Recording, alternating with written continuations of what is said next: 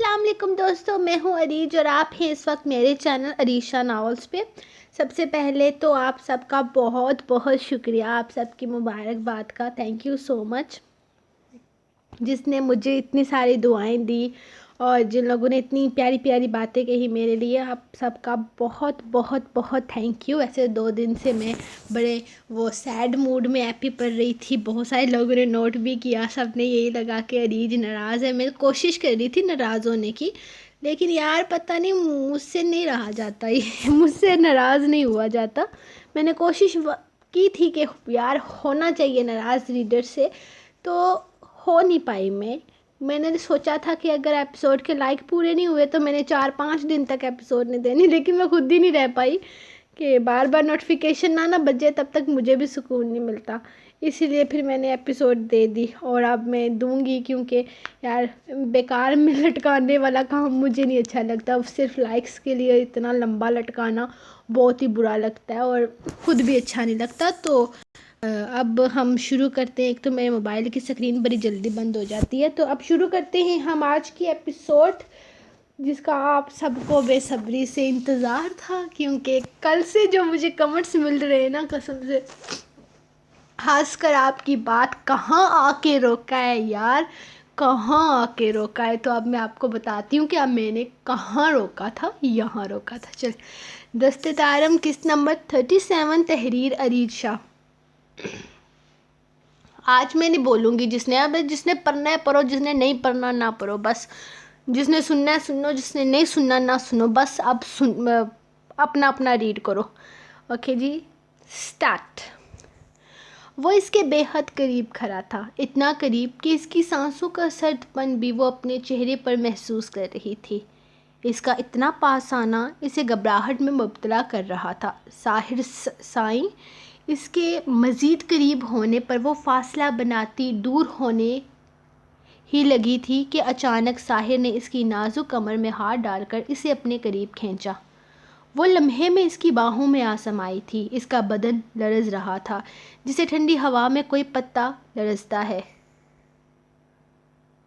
क्या हुआ, ऐसे कांप क्यों रही हो तुम?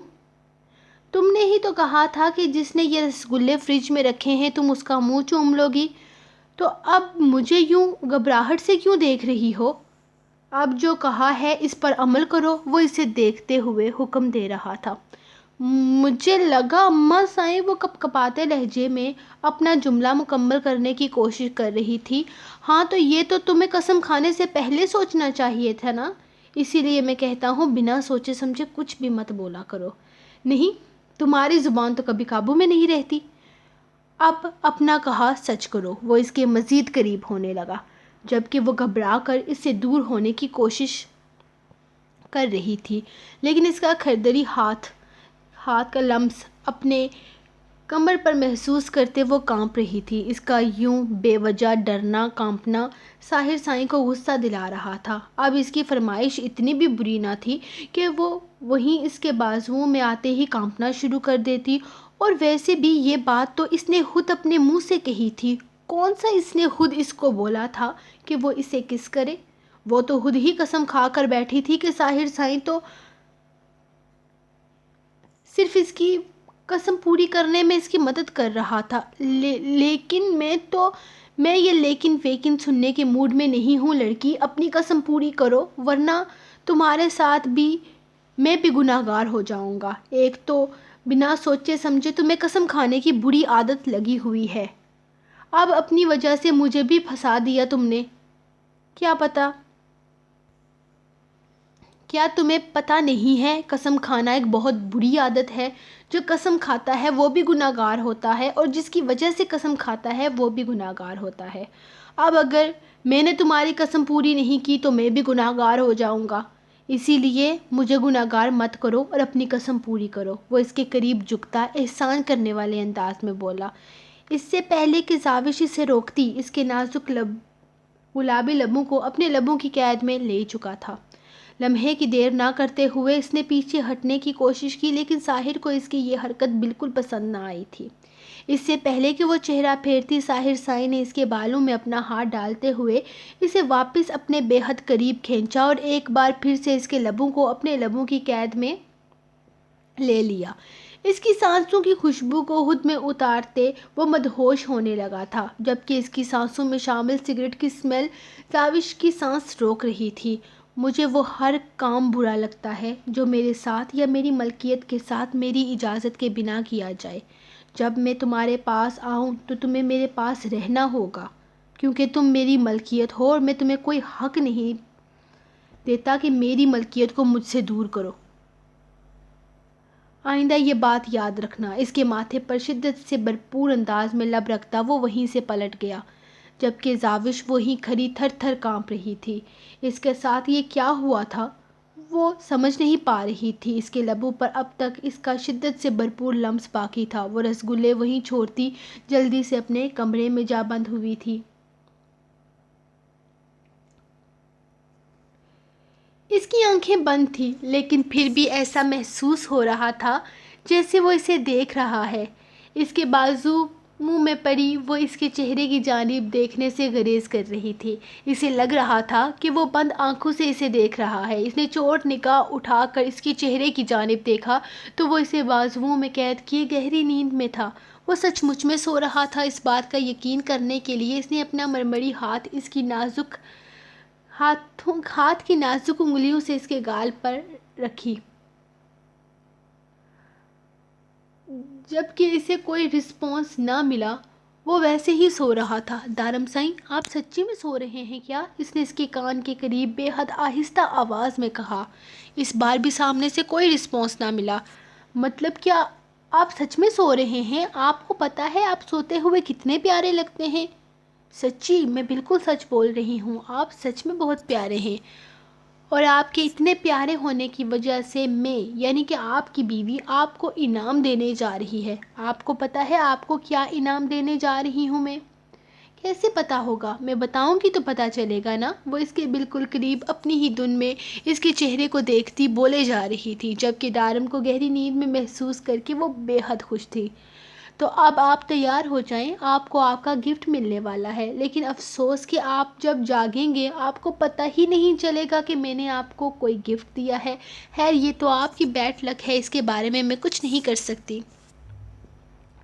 وہ اسے دیکھتے ہوئے افسوس سے بولی اور آہستہ سے اس کا چہرہ اپنے نازک ہاتھوں میں تھام کر ذرا سا اونچا کر چکی تھی۔ اسے قدرتی بہت حسن سے نوازا گیا تھا۔ اس کی وجاہت لفظوں کی محتاج نہ تھی۔ یہ بے حد حسین شخص اس کے نصیب میں لکھ دیا گیا تھا۔ اسے بے حد آہستہ سے غیر محسوس انداز میں اس کے ماتھے پہ اپنے نازک لبوں کو رکھا اور پھر اپنے ہاتھوں سے اس کی مونچھوں کے نیچے انابی لبوں کو چھونے لگی۔ بہت ہمت کرنے کے باوجود بھی وہ نہ کر سکی تھی جو کرنا چاہتی تھی۔ اوہ ہو دارم سائیں، آپ تو بالکل ہی فری ہو گئے ہیں، آج کے لیے اتنا کافی ہے۔ اس کے سینے میں اپنا سر چھپاتی وہ شرما کر سرگوشی نما آواز میں بولی، جبکہ اس کی ساری حرکتوں پر خاموش رہنے کی بھرپور کوشش کرنے کے باوجود وہ مسکرا دیا تھا۔ اس کے حسین سراپے کو آہستہ سے اپنے حصار میں قید کر گیا۔ در کو لگا کہ وہ نیند میں اسے اپنے حصار میں لے چکا ہے، جبکہ وہ بھی اسے مزید تنگ کرنے کا ارادہ نہیں رکھتا تھا۔ وہ چاہتا تھا کہ ایسی کرم نوازی آگے بھی ہوتی رہے، لیکن اس کا یہ انداز دارم سائیں کے دل میں ہلچل پیدا ضرور کر گیا تھا۔ اسے لگا تھا اس کا طریقہ اپنی محبت جتانے کا۔ وہ کھل کر اپنے پیار کا اظہار نہیں کرتی تھی، لیکن اس کے نیند میں ہونے کا سوچ کر وہ بے حد اسے خوش کر گئی تھی۔ اس کی یہ ادا تو اسے پاگل کرتی تھی۔ آج اپنے معصومانہ انداز سے اس نے دارم سائیں کو اپنا مزید دیوانہ کر دیا تھا۔ یہ کیا ہے سنان سائیں؟ وہ فریش ہو کر باہر آئی تو اچانک سنان سائیں نے شرارت سے آہ بھری، جس پر وہ شرما کر نظریں چراتی آئینے کے سامنے آ رکی۔ جب نظر ڈریسنگ ٹیبل پر پڑے ٹکٹس پر پڑی، یہ ہنی مون ٹرپ کے ٹکٹ ہیں جانا، میں لے کر جا رہا ہوں تمہیں اس ظالم سماج سے دور، جہاں کوئی ہمیں ایک دوسرے سے الگ نہیں کر پائے گا، جہاں میں ہوں گا، تم ہوگی اور ناران کاغان کے خوبصورت نظارے۔ اسے اپنے حصار میں لیتے وہ اسے بتا کر اس کے چہرے کی رونق دیکھنے لگا۔ کیا سچ میں ہم ناران اور کاغان جانے والے ہیں؟ یا اللہ، آپ نے پہلے کیوں نہیں بتایا؟ خوبصورت پہاڑوں پر بہتے جھرنے، کتنی خوبصورت جگہ ہے وہاں، ہائے کتنا مزہ آئے گا، ہم کب جا رہے ہیں؟ وہ خوشی سے پوچھنے لگی۔ ہم بہت جلد جا رہے ہیں جانا، بلکہ کل شام کو ہی ہم نے یہاں سے روانگی کرنی ہے، اور انشاءاللہ وہاں پہنچ کر تم اپنی ساری من پسند جگہ پر گھوم پاؤ گی، جہاں تمہارا دل چاہے گا وہاں لے جائے گا تمہارا عاشق تمہیں۔ اس کی گردن پر بے ساختہ اپنے لب رکھتے ہوئے وہ مزید اسے خود میں قید کرنے لگا۔ اس کے ارادے جان کر زرنیش نے فوراً فاصلہ قائم کیا تھا، جس پر سنان نے اسے گھور کر دیکھا۔ یہ فاصلہ بنانا بند کرو بیگم، میں جب تک چینج کر کے آتا ہوں تب تک میرا انتظار کرو، باقی باتیں ہم وہاں ایک دوسرے کے بے حد قریب کریں گے۔ وہ بیڈ کی جانب اشارہ کرتے ہوئے شرارت سے بولا تو زرنیش نے مسکرا کر نگاہیں چرا لی۔ اس کی شرارتی نظریں اسے بری طرح سے بری طرح سے گھبرا جاتی تھی، تبھی تو وہ اسے مزید تنگ کرتا تھا۔ اسے چھوڑ کر وہ چینج کرنے گیا ہی تھا کہ اچانک پیچھے اس کا فون بجنے لگا۔ پتہ نہیں سنان سائیں کو کتنا وقت لگے گا۔ اندر سے پانی گرنے کی آواز آ رہی تھی، جبکہ بار بار بجتا فون اسے اپنی جانب متوجہ کر رہا تھا۔ اس نے اس کا فون اٹھا کر نمبر دیکھا تو نمبر سیو نہیں تھا۔ جو بھی کوئی ہے اسے بتا دیتی ہوں کہ سنان سائیں مصروف ہیں، بعد میں فون کر لیں۔ مسلسل چھٹی بار فون بجنے پر اس نے فون اٹھانے کا فیصلہ کیا۔ اس نے یس کا بٹن پریس کرتے ہوئے فون کان سے لگا کر سلام دیا ہی تھا کہ پیچھے سے اچانک کسی نے فون چھین لیا۔ اس نے گھبرا کر پیچھے مڑ کر دیکھا تو سنان اس کے پیچھے کھڑا، اس کے ہاتھ میں موبائل تھا۔ وہ جلدی سے موبائل بند کرتا بیڈ پر پھینک چکا تھا۔ کیوں اٹھایا تم نے فون؟ خبردار زرنیش، تم نے دوبارہ میری پرسنل کال اٹینڈ کی۔ مجھے اس چیز سے نفرت ہے، کچھ چیزوں کے لیے میں کسی طرح کی نرمی نہیں کروں گا۔ ہر چیز کی ایک الگ جگہ ہے اور میرے موبائل سے تمہارا کوئی لینا دینا نہیں ہے۔ خبردار جو اس کے بعد تم نے میرے فون کو ہاتھ لگایا۔ سنان سائیں وہ بار کال 1000 بار آئے تب بھی تمہارا کوئی لینا دینا نہیں ہے۔ اس کے پریشانی سے کہنے پر وہ اس کی بات کاٹتے ہوئے غصے سے گرجا۔ میرے فون سے تمہارا کوئی لینا دینا نہیں ہے۔ اس پر کال آئے یا کسی کا میسج آئے میں تمہیں دیکھنے کی اجازت نہیں دیتا۔ آئی میری بات سمجھ میں تمہیں؟ وہ اب بے حد سختی سے اس سے بول رہا تھا۔ جی۔ زرنیش بھیگے لہجے میں بڑی مشکل سے یہ لفظ ادا کر پائی۔ سنان کا یوں غصہ ہونا اسے بری طرح سے ہرٹ کر گیا تھا۔ اتنی ذرا سی بات پر اتنی سختی سے کوئی بھلا کیسے ڈانٹ سکتا ہے؟ جبکہ سنان سائیں مزید کوئی بھی بات کیے بنا وہاں سے نیچے چلا گیا، جبکہ زرنیش کو اس وقت بہت زیادہ رونا آ رہا تھا۔ شادی کے تیسرے ہی دن وہ سنان سائیں سے اس طرح کی امید تو ہرگز نہیں کرتی تھی۔ اس کا دل اب تک دھک دھک کر رہا تھا۔ سنان سائیں کی قربت نے اسے ساری رات سونے نہ دیا تھا۔ اس کا اتنے پاس آنا اور پھر اس کی اس حرکت نے اسے گھبراہٹ کا شکار کر دیا تھا۔ اس کا دل بری طرح سے لرز رہا تھا۔ اس نے جس طرح اپنی شدت کا لمس اس کے لبوں پر چھوڑا تھا، اسے تو سوچ کر ہی خود سے شرم آنے لگی تھی۔ اس نے جس طرح سے اس کی کمر کو قید کر رکھا تھا، اس کے ہاتھ کا لمس اب تک وہ اپنی کمر پر محسوس ہو رہا تھا۔ وہ اپنی ہی سوچ میں گم تھی جب ثنا اندر داخل ہوئی۔ وہ بھی پچھلے کچھ دنوں سے کافی زیادہ پریشان تھی، لیکن آج جب پھوپھو سائیں واپس چلی گئی وہ کافی ریلیکس ہو گئی تھی۔ کیا بات ہے لڑکی، تم اتنی خاموش اور شرافت سے بیٹھی ہو، خیر تو ہے نا؟ وہ ایک نظر اسے دیکھتی سوال کرنے لگی۔ زاوش کا یوں بیٹھنا کوئی چھوٹی سی بات تو نہ تھی ثنا ادھی، فرض کریں اگر کوئی آپ کے لپس پر چھوڑو یار، ابھی میں موڈ میں نہیں ہوں بیوٹی ٹپس دینے کے۔ وہ بات ختم کرتی اس کے قریب سے اٹھنے لگی جب زاوش نے اچانک اس کا ہاتھ تھام لیا۔ نہیں، میں بیوٹی ٹپس نہیں مانگ رہی، میں یہ کہہ رہی ہوں کہ اگر کوئی آپ کے لپس کو اپنے لپس سے لاک… استغفراللہ لڑکی، تمہارا دماغ خراب ہو گیا ہے؟ کہاں سے دیکھا ہے تم نے یہ سب کچھ؟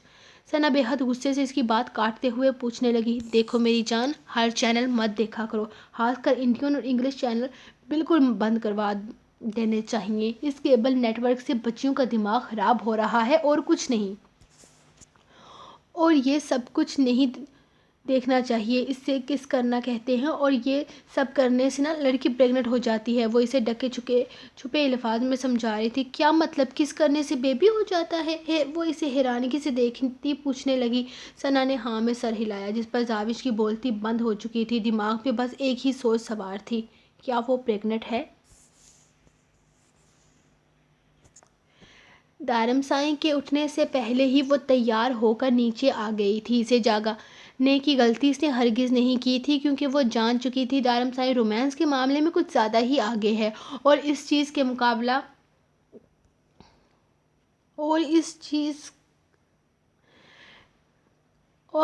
چیز میں اس کا مقابلہ ہرگز نہیں کرنا چاہتی تھی، کیونکہ وہ جانتی تھی کہ دارم سائیں کی شدتوں کا مقابلہ کرنا اس کے بس سے باہر ہے۔ کچھ معاملوں میں وہ صرف اپنے دل کی ہی سنتا تھا۔ وہ نیچے آئی تو بابا سائیں نے اسے اپنے پاس بلا لیا۔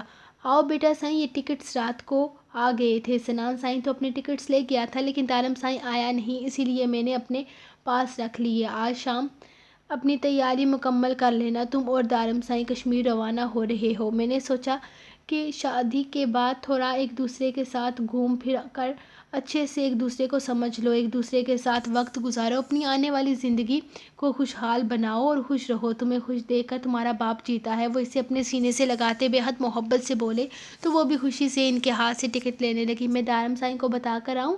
نہ جانے کیوں اسے دارم کے ساتھ جانے کا سوچ کر بہت زیادہ خوشی ہو رہی تھی۔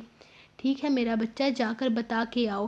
اس کی خوشی دیکھتے ہوئے وہ مسکرا کر بولے اور جلدی سے خوشی خوشی اپنے کمرے کی جانب جانے لگی۔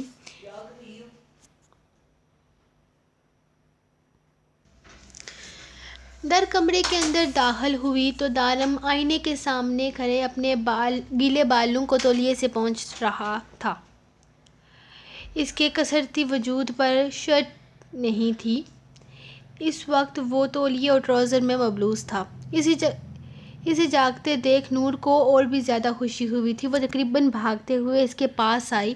اس کے بچوں جیسے انداز دیکھ وہ دلکشی سے مسکراتے اسے اپنی باہوں کے حصار میں قید کر چکا تھا۔ جانم سائیں، اتنی خوشی کس بات کی ہے کہ آپ خود میری پناہوں میں چلی آئی ہیں؟ اسے خود میں قید کرتے وہ بے ساختہ اس کے رخسار پر اپنے لب رکھ چکا تھا۔ اسے اتنے قریب محسوس کرتے ہوئے اسے احساس ہوا کہ وہ بنا شرٹ کے کھڑا ہے۔ اف دارم سائیں، آپ نے کپڑے تک نہیں پہنے؟ وہ اس سے دور ہوتے ہوئے بولی، لیکن دارم نے اسے خود سے دور نہ جانے دیا، جبکہ اس کے انداز پر وہ مسکرانے پر مجبور ہو گیا تھا۔ تو جانم سائیں، ہم میں کون سے کوئی پردے ہیں کہ تمہارے سامنے کپڑے پہننا ضروری ہوں گے؟ اس نے بے حد قریب کیے وہ اسے تنگ کرنے لگا۔ ہاں تو اس کا مطلب یہ تو نہیں ہے کہ آپ کمرے میں یوں ننگے گھومیں گے؟ کم از کم بندہ شرٹ تو پہن کر رکھتا ہے۔ کوئی ضرورت نہیں ہے اپنے سکس پیکس کی نمائش کرنے کی۔ اس کے سینے پہ ہاتھ رکھتے وہ اس سے دور ہونے کی ناکام کوشش کر رہی تھی، جبکہ اس کے انداز اور ان باتوں پر وہ مسکرائے جا رہا تھا۔ میں کون سا پوری دنیا کے سامنے نمائش کر رہا ہوں؟ یہ نمائش بھی صرف تمہارے لیے ہے جانم سائیں۔ اس کے چہرے کو اوپر کرتے ہوئے وہ شدت سے بھرپور انداز میں اس کے لبوں کو اپنے لبوں سے چومتا اسے مزید خود سے قریب کرتا اسے سینے میں سے لگا گیا۔ ہم کشمیر جا رہے ہیں جناب، گھومنے کے لیے، وہ اسے ٹکٹ دکھاتے ہوئے بولی، جبکہ اس کے چہرے کی خوشی دیکھ وہ مسکرا دیا تھا۔ ہاں جانم سائیں، میں نے ہی آرڈر کر کے منگوائے ہیں یہ ٹکٹس، لیکن مجھے لگا تھا کہ تم کشمیر کی بجائے کسی فارن کنٹری جانا پسند کرو گی ہنی مون کے لیے، لیکن مجھے کشمیر بہت زیادہ پسند ہے اور میں یہی چاہتا ہوں کہ ہم ہنی مون کے لیے کشمیر جائیں۔ لیکن تمہاری خوشی دیکھ کر مجھے لگ رہا ہے کہ تم بھی یہی چاہتی ہو۔ اس کا چہرہ اپنے ہاتھوں میں تھامتے ہوئے بولا تو در نے فوراً ہاں میں سر ہلایا، جس پر دارم نے مسکرا کر اس کے ماتھے پر لب رکھے۔ اچھا چلے اب نیچے چلتے ہیں، وہ اس کا ہاتھ تھامتے ہوئے بولی۔ تھوڑی دیر کے بعد چلتے ہیں۔ اسے اپنی باہوں میں لیے وہ وہاں سے بیڈ کے قریب لاتا پیار سے بولا اور اس کے لبوں پر جھکنے ہی لگا تھا کہ اچانک در کا فون بجنے لگا۔ جب تم میرے پاس ہوتی ہو تو یہ فون بند رکھا کرو، کال کاٹو، وہ سختی سے بولا۔ مام کا فون ہے، وہ اسکرین کی جانب دیکھتے جیسے اس سے معذرت کر رہی تھی، لیکن دارم کو اس کی بات بالکل اچھی نہ لگی۔ تبھی تو اس کے ہاتھ سے موبائل چھینتے ہوئے وہ لمحے میں اسے زمین پر پوری شدت سے پھینک چکا تھا کہ اب فون کے ٹکڑے ٹکڑے ہو چکے تھے۔ تمہاری موم کو بول دینا کہ اب تمہیں فون کرنے پر تمہیں میرے فون پر کال کیا کریں، کیونکہ میرے شوہر کو بے وجہ کی ڈسٹربنس پسند نہیں ہے۔ اس کے بالوں کو اپنی مٹھی میں قید کرتا وہ بنا اس سے کچھ بھی کہنے کا موقع دیے اس کے لبوں کو اپنے لبوں کی دسترس میں لے چکا تھا۔ سو گائز، یہ رہی آج کی ایپیسوڈ، اور اب ملتے ہیں ہم آپ کو نیکسٹ ایپیسوڈ میں کل صبح نہیں، کل رات کو، کیونکہ میں صبح بھی کرنے کی کوشش کروں نا تب بھی ایپیسوڈ دیتے ہوئے رات 12-1 تو بج ہی جاتے۔ تو یہ رہی آج کی ایپیسوڈ. اب کل ملیں گے ہم نئی ایپیسوڈ میں. اور میری ریڈرز ناراض نہ ہوں, میں کسی سے ناراض نہیں ہوں اور میں نہ ہی ناراض ہو سکتی ہوں. آپ پریشان مت ہوا کریں. اور الحمدللہ آج تو ہے ہی میری خوشی کا دن, اور میں اپنی خوشی کو کس طرح سے ظاہر کروں میں جانتی بھی نہیں ہوں. تو ڈونٹ وری, آپ کی رائٹر بالکل ٹھیک ہے. ملتے ہیں نیکسٹ ایپیسوڈ میں کل, تب تک کے لیے مجھے دیں اجازت. اللہ حافظ.